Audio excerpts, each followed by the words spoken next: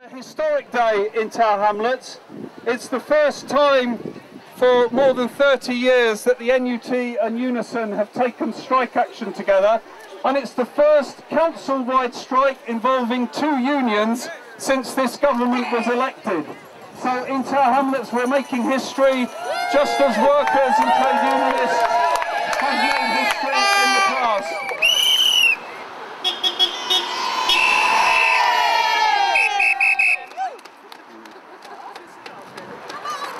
We all give each other support, and that's what it comes down to, you know, supporting each other for a damn good cause. At least I'm making a stand, and if, you know, one day my kids can see that we've made a stand, and they'll be passionate about wanting to make a stand for themselves, for what they believe in. So if you believe in something, stand up for it.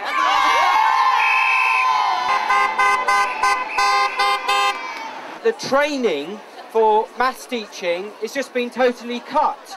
And that means that's going to affect thousands and thousands of children's education if teachers coming into the system don't get that training. The Professional Development Centre in Tower Hamlets is one of the best in the whole of the country, and is being decimated. It's going to cost £8 million just to make the people of Tower Hamlets redundant who are going in this phase. 500 jobs are being cut, about 50 jobs in this building here. There's the Schools Library Service, there's Thames, which is art and music education, all the support for learning services here. So it's all the ones that kind of keep up the standards in the schools, and, you know, done a huge amount to improve the standards that Tower Hamlets Council is so proud of. They've gone from 15 in the primary improvement team to 5, and 20 in the secondary improvements team down to 6 or 8 or something like that. Quite a lot of them applied for early retirement, voluntary redundancy. None of them got accepted for that, so they all were forced to interview for their posts. So whilst it would be nice and clean, they say, okay, I can move on, I can go and get a job as a deputy head somewhere, I can go and get a job like this, we're in demand, we've got good relations, people know us, they value what we do. They weren't allowed to leave gracefully and to go on to the next bit, so it's, for me that says a lot about the way it's being handled. I'm a teacher of the deaf, and we work with lots of amazing families and children on the sensory team, and we are really worried that all our services are being cut at the moment and we're losing some fantastic people. We have got 10 people going in the first phase. On our little team, that's one teacher of the deaf, but across working with behaviour, language and communication, physical disability, there's 10 people going. There's a whole team which is being deleted in a brand new furnished building created with all their equipment. Millions of pounds yes. spent over the last couple of years. A special IT building named after a local hero in the IT world is now going to be a building that has no IT in it.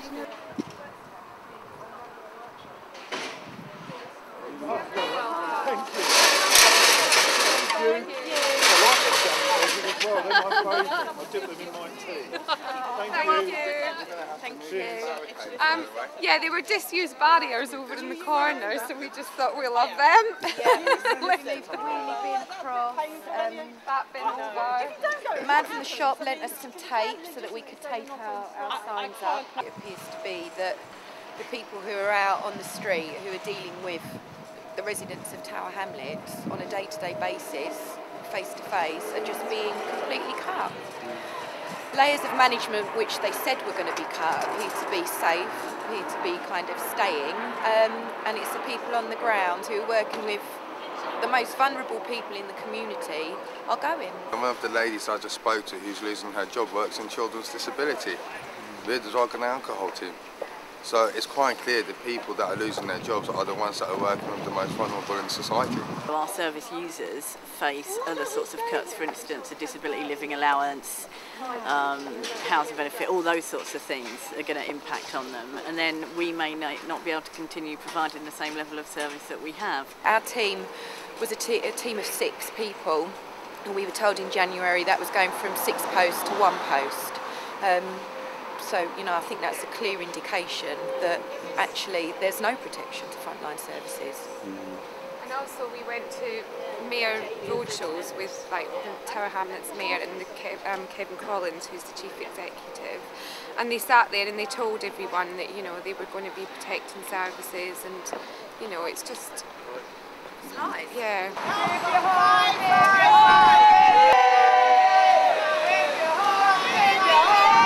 There's not going to be much staff left because they're not recruiting agency staff either. So we're going to be stuck with a hell of a lot of work. One person is taking, what, 6 persons' work over. I leave tomorrow. Yeah, and I didn't want to, but I'm out tomorrow. Forced out the door.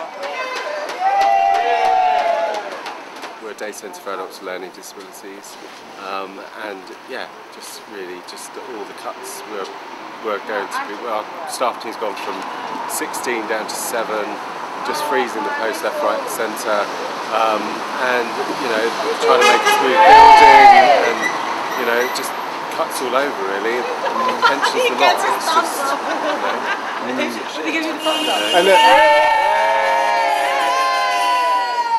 The centre that we work at is the only fully funded day centre left in the borough of Tower Hamlets for learning disabilities, and they just don't want it anymore. A very successful strike, turned around loads of people actually on the picket line itself, which has been really successful. Recruited lots of non-members, and we've got some new stewards from the day as well, which is really good. We're hoping that the action that we take today will inspire other unions in other parts of London and across the UK to do the same thing, to stop the cuts and to bring down this government. The push has come from below, it's come from activists, as things usually do, and it's people who know each other.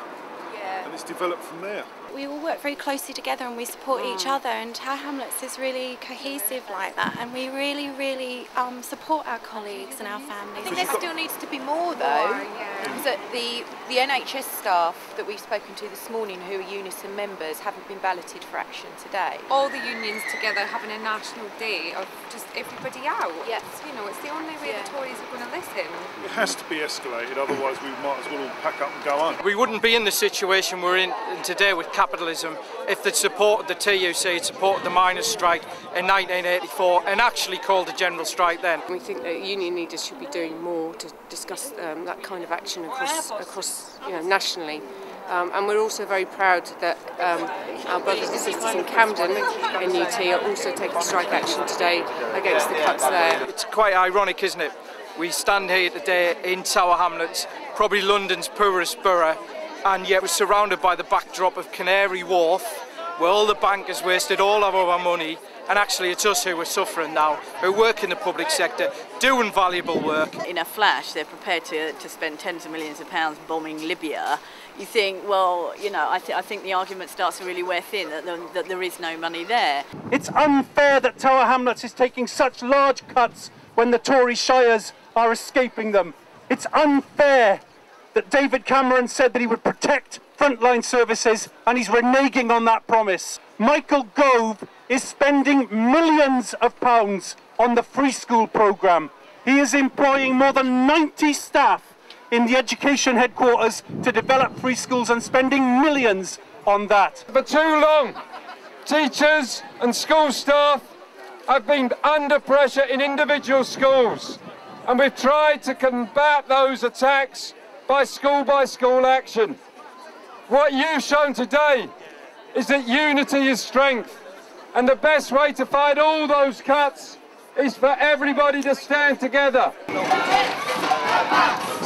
Education cuts! No education cuts! No education cuts! No hits! No buts! No education cuts! Come on! No hits! Not in! No education cuts! We think it's really unfair.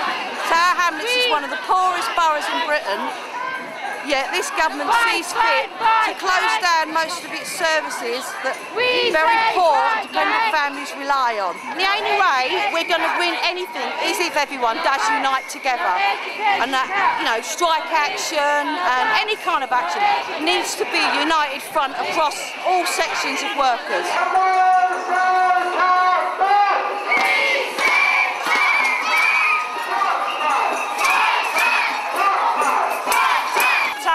Education Authority has been one of the fastest improving education authorities in years, and we've got dedicated dedicated staff who work really hard. It's not about anything to do with like our pay, it's to do with community and education.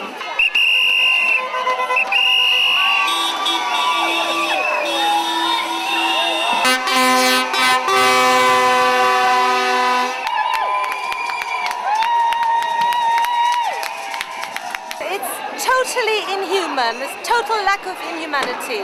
What are people supposed to do? What are ESOL, English for speakers of other languages, supposed to do? The government talks about social cohesion. It's a complete joke.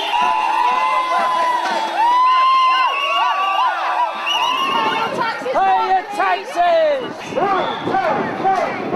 Tax the rich and not the poor! 5, 6, 7, 8!